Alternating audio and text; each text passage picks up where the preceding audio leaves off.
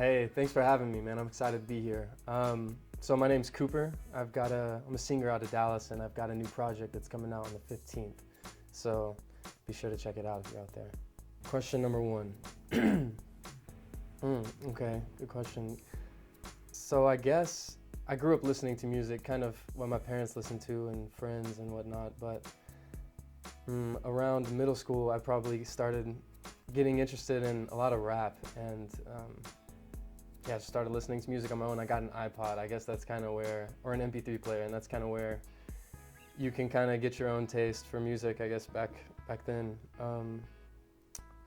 Yeah, and then I discovered I liked making music. That was more so in high school, around the age, like really when I got my car, we would, me and my friends would like just throw on a beat and like rap over it, and it was more so started just like having fun with the friends, but then I realized like I kind of had an interest and I was inclined to continue doing this even when they stopped, so I guess that's like really where it was born.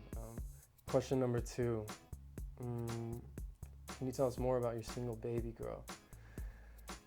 Yeah, so I guess it kind of sets the theme for the whole album, right? The album is kind of centered around that one song. So Babygurl, I'll go into the chorus, right? I think that's a good way to kind of dissect it. But Babygurl, if I had told you we could change the world with time, would you begin to hate me, girl, when you find that I had lied to you?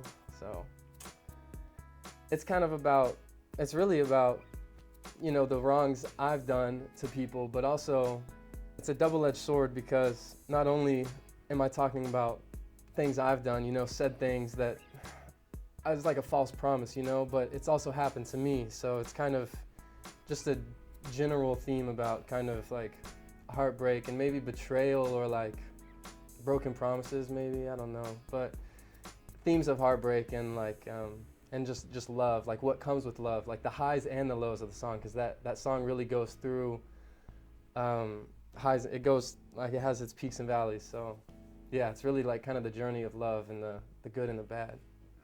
Question number three. Oh, right.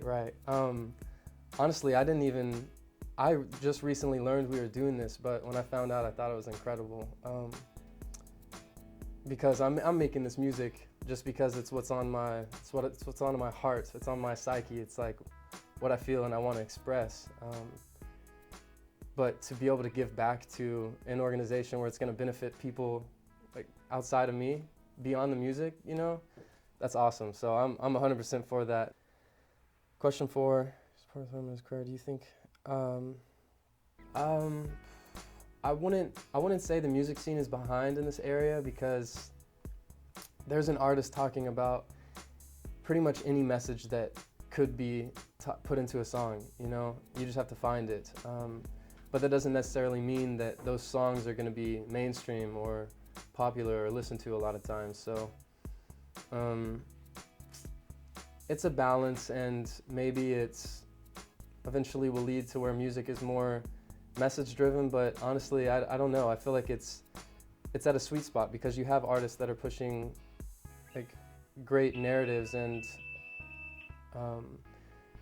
messages, but then other artists that are just kind of having fun and like saying, you know, this, that, and the other, and it's kind of lackadaisical, but in a good way, just because the energy's there. So I don't know. I wouldn't say it's behind, but it kind of comes down to the listeners. So because that's what determines what makes music big. So.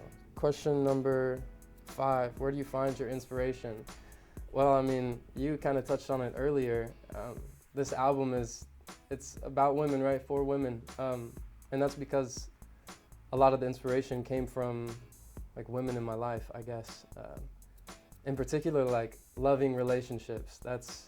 I've found just in general, that's been such a big muse for me, like pulling on my heartstrings, right, or something like that. So yeah, I would say that, but then other artists and the people I'm around inspire me, and there's a lot of influences, but that's a good way to summarize it, I guess. Question number 6, great singing, who are your reference artists, if any, and who would you like to collaborate with? Okay, love this question. Reference artists, I would just say my favorite artist, like growing up, Tyler and kind of the whole like Golf Wang group. That was like the first taste of really getting into music. So I would have to put Tyler Creator up there, along with like Earl, Frank, Sid, the internet. There's a lot of people, but I really like Steve Lacy now, and people like Felly. There's a ton of people, and I'd like to collaborate with all of them. Question 7, how important is it to you? Oh, okay, question 7. How important is it to you to write lyrics that connect with your audience through engaging narrative? Question 7. I'm a lyric guy. Like, I started out listening to rap because I loved maybe not necessarily all the words, what's being said, but the way they're delivered. I just love that. But me personally, I love to write. That's what I think is most fascinating about a song, because I'm not as talented musically per se yet. So it's extremely important. I want every word, like I really do analyze almost every word in the song to make sure that, oh, should I put something else here? Should I change this with that? And my producer knows that more than anyone else. Question 8, can you reveal what your creative process is? How does your music come to life? Question 8. Oh, of course I can reveal it. It's no secret really. I just, a lot of the times what happens is, if I'm not making something myself in terms of like instruments like piano, or making some sort of drum line or anything like that, then I'll have a beat and I'll play the beat and I'll just start freestyling over it, and I'll record my freestyle and listen back to it and be like, okay, that part right there, that's pretty good. Cut that other part, and then like I'll write to it. I'll keep my cadence and my flow and my harmonies or whatever, and put in the words like we were talking about earlier, the words that I think fit the song best and tell the story that I want to tell. What are your plans for the future? What are my plans for the future? Musically, you can expect me, I want to continue experimenting with different different genres, what I feel compelled to make and do. I would really love to get better at like producing and creating the tracks, so I can kind of, I don't know, create the whole entire vibe, get better at the production side of things and the engineering, and but expect me to keep having fun with it and experimenting and building my own brand and like becoming more of who I am. Yeah. Question number 10, Cooper, such a pleasure having you with us today. Is there anything you would like to say to your fans and our readers?